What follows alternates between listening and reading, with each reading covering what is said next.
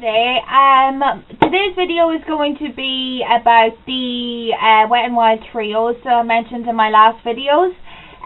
Quite a few of you have been interested in my palettes that I have shown so far.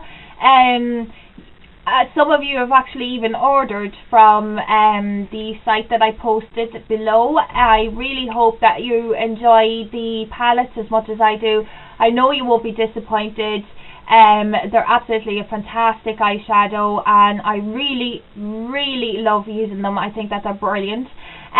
So today I'm going to review the trios. Now, you know from my last videos I said I was going to do these separate for this particular reason. I have 7 of these little palettes. I actually was shocked with myself when I seen that I had this amount, and I don't even think that they are the full amount. I don't think that I have the full collection. I think that there's an awful lot more to buy. So I just bought these, and I never really went back to the site to buy them because I was more interested in the other palettes. These palettes I think cost me $3.75 on the same site that I bought the other palettes from. Now, to be honest with you, I would prefer if they made more of the 6-pan and the 8-pan palettes, even though the 6-pan has been taken off the market now. But the 8-pan palettes I think are worth an awful lot more, because obviously there's more eyeshadows in it, and for an extra $1.25, you're getting an awful lot more in the 8-pan palettes. So that's my opinion. But you have an awful lot more selection with the trios, which is another bonus for the trios, I suppose. So without further ado, I'm just going to go ahead and show you the palettes and show you some swatches and see what you think, and let me know what you think down below, whether you would actually go buying these ones and whatever. So without further ado, I'm going to start with my first palette, and it is the I'm Feeling Retro, and they come like this, the same as the 8-pan palettes. And in the back it actually gives you some instructions on how to use it. Also, when you open it up, you're getting the same brow bone, crease and eyelid colour, and again you are getting really tiny brushes.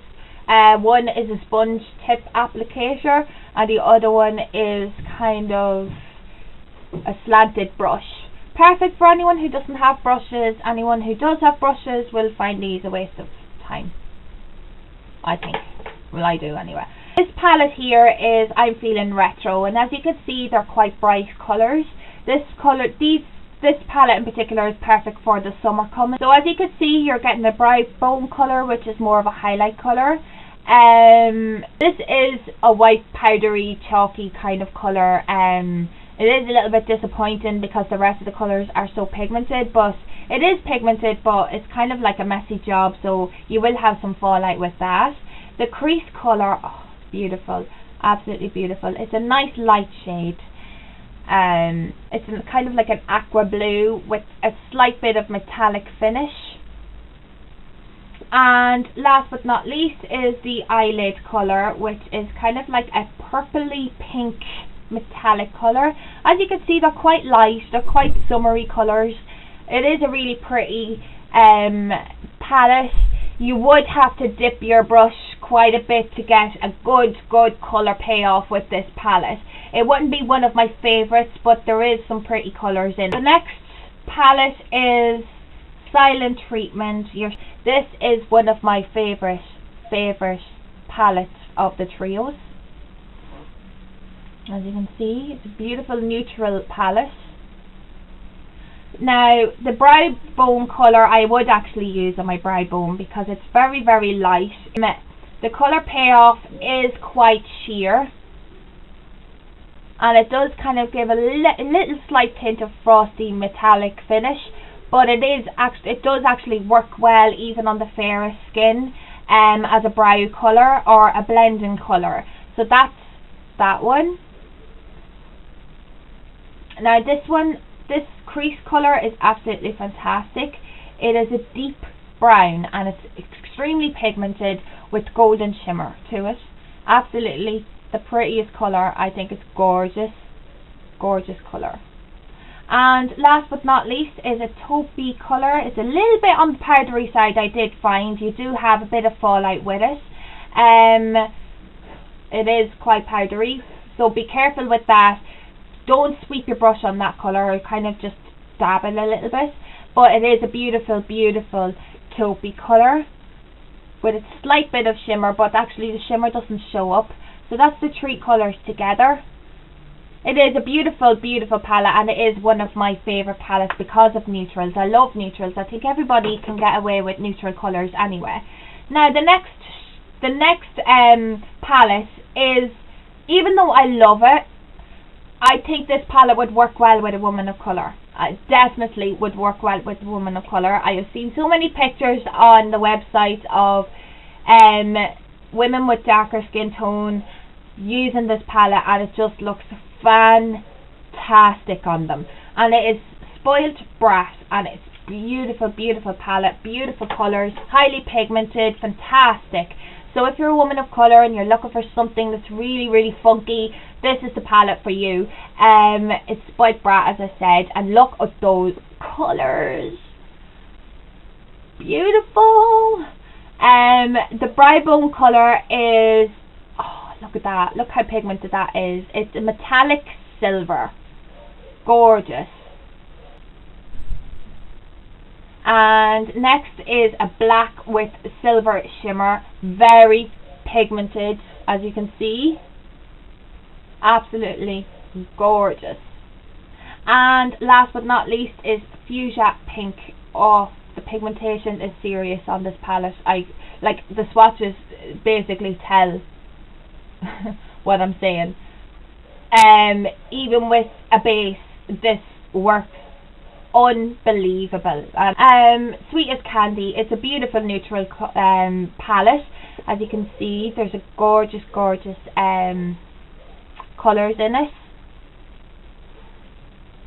Now the first colour is a nice kind of, it's more matte than anything else, but it's a beautiful cream colour. It kind of gives a little bit of a frosty finish to it. I do love it. I do use it on the underneath the brow and in the inner corner of my eyes, and it is good for blending out any harsh lines that you do have or anything like that. So that's the brow colour. The next shade is a lovely taupey brown shade with a metallic finish, and it has a slight bit of golden undertone to it too, which is a gorgeous, gorgeous. It is actually, looks beautiful on the lid. And last but not least is a beautiful pink, baby pink. Now I did find that this baby pink, if you blend it too much, it would actually blend away. Knock on Wood, which is another of my favourite palettes. Again, it's more on the neutral side, and anyone really can use this. I think a woman of colour mightn't get as much colour payoff as anybody that has fair to medium skin. So this is Knock on Wood. And for the brow bone, you are getting kind of like a pearly pinky colour. Now you mightn't see it here on the swatch, but it is quite sheer, but it is actually, it does look well under the brow, or on the brow bone as such. But it is a beautiful pearl pink. And the next one is a lovely chocolate brown. As you can see, it's a little bit on the chalky side, and it has golden specks to it, but it does work well. If you use it sparingly, don't actually go crazy with your brush on it, because it is a bit powdery, and so is the next one, which is the eyelid colour. And that is a beautiful light burgundy with a slight bit of shimmer to it. Now the shimmer doesn't come out when you apply it, obviously, and blend it, but this is the palette. This is Knock on Wood. It's quite pigmented, works really well. Burgundy and brown actually looks gorgeous on the eyes. And if you have kind of hazel or green eyes, it works really well. It works really well with anyone with brown eyes.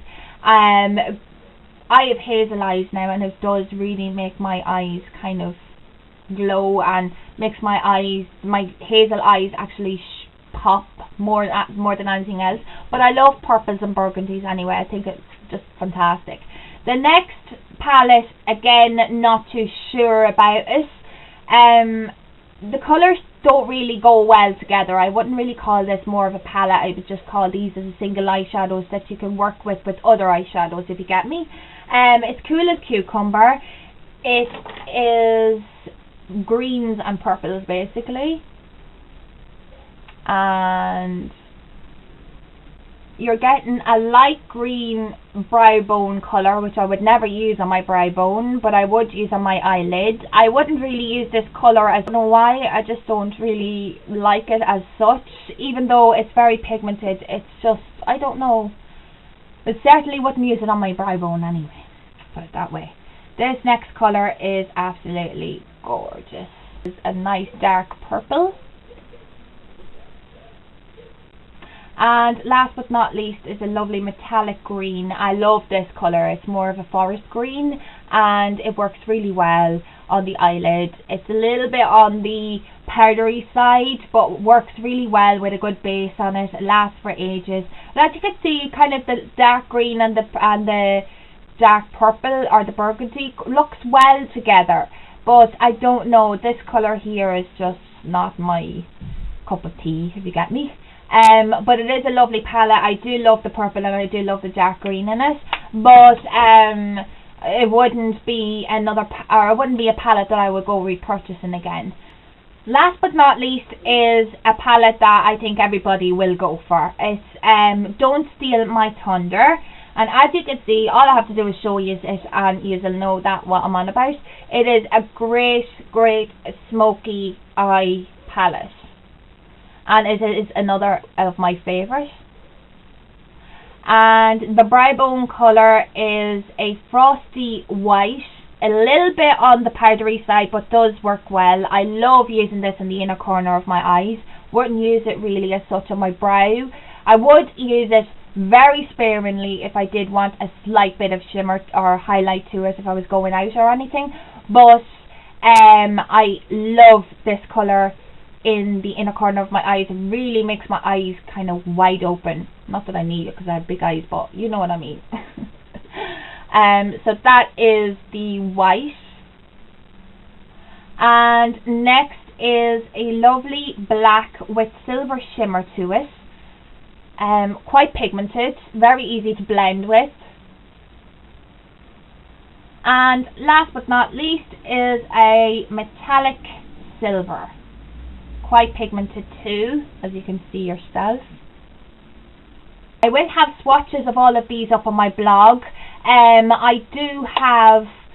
probably make it a part 1 and part 2 because I do have some of these palette reviewed already on my blog, so I will do another blog post, or I'll just continue on, I'll see anyway. But I'll put the links down below to my blog posts on these swatches and pictures. So I hope this was helpful to you all. If you have any questions about these palettes in particular, let me know, ask away. I am perfectly happy with answering any questions at all that you have to ask me. I hope you are all well. Take care, mind yourselves, and I shall talk to you soon.